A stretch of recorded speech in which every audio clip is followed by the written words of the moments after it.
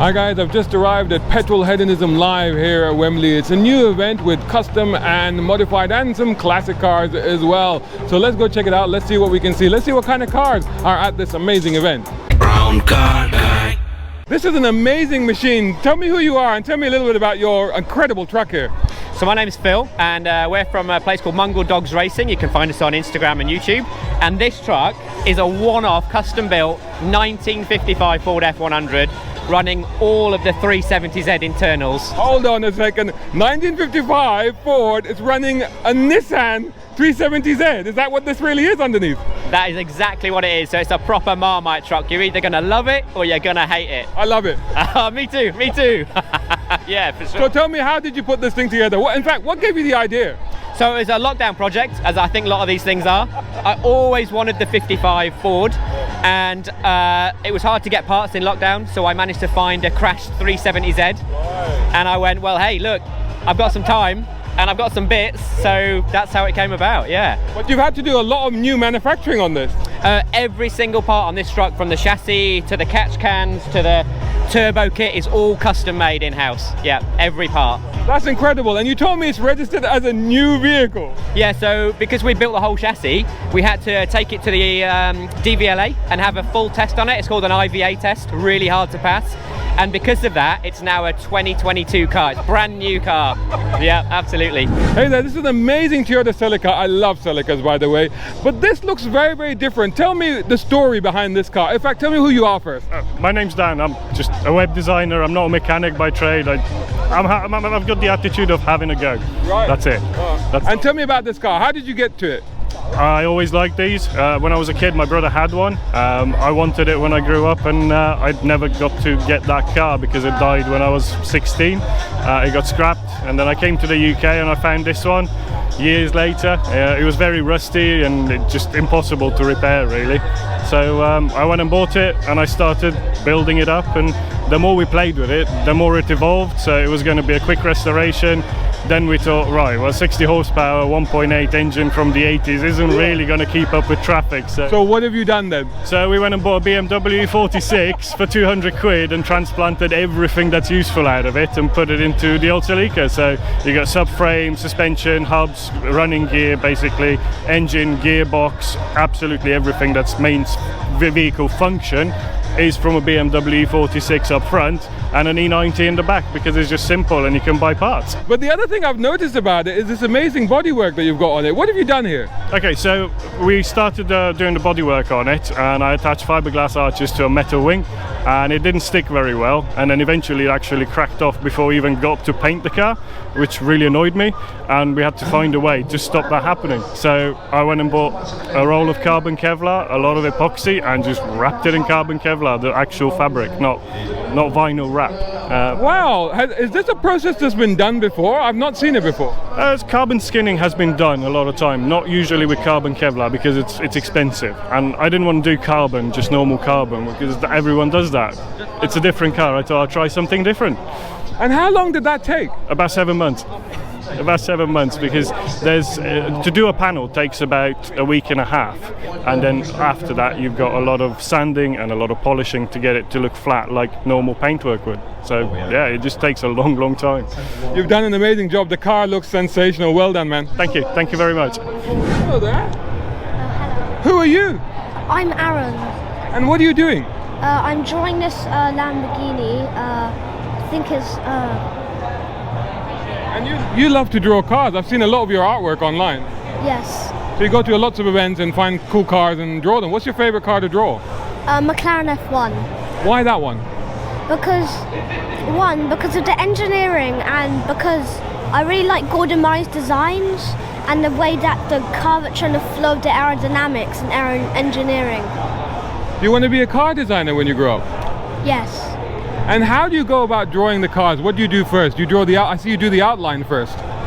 So what I do is get my baseline, do the structure of the car, and then I start adding all the details. And how long does it take you to do this? It depends on what car you want, but if it's a full shaded car, it will take about 50 hours. But for the main sketch, it would take about 1 or 2 hours. You're doing such amazing work. Keep it up, man. I love seeing your artwork. Thank you. Well, Shazad, as you know, we run West London Classics, and we run it for the last 3 years, and we're here at the Wembley Park, Petrolheadonism Underground, and to be honest, it's been amazing. Yesterday, it was absolutely heaving. Today, it's still early. Look at, as you can see, we got a crowd out, and it's amazing the selection of cars we got. How many cars have you got here? On our club stand, as you can see, all this is our club stand here. We got 40 cars on display. They're all amazing. Basically, they're all our friends' cars and people who we know and members of our club. So all on display here. It's quite an eclectic mix of cars as well. Absolutely, we've got classic cars, we've got Triumph Stags, we've got a Herald there, we've got a Rat Beetle over there, we've got Trans Am, we've got muscle cars, Trans Am and a Mustang, and all Ford Capris, and yeah, we've got a mixture of cars, from old school classics, modern classics, to supercars. And it's all an important part of car culture, isn't it? Oh, 100%, absolutely. It brings everyone together. Everyone's got that passion for their cars and love for it, and yeah, and it's a get together as well. And it keeps the community together, not just everyone, from every race. And that's what the good thing about it is. And how can people find you?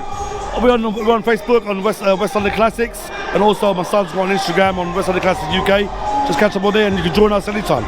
Awesome, man. Great to see you again. You too, my friend. You too, guys. Have a good day. Brown car guy.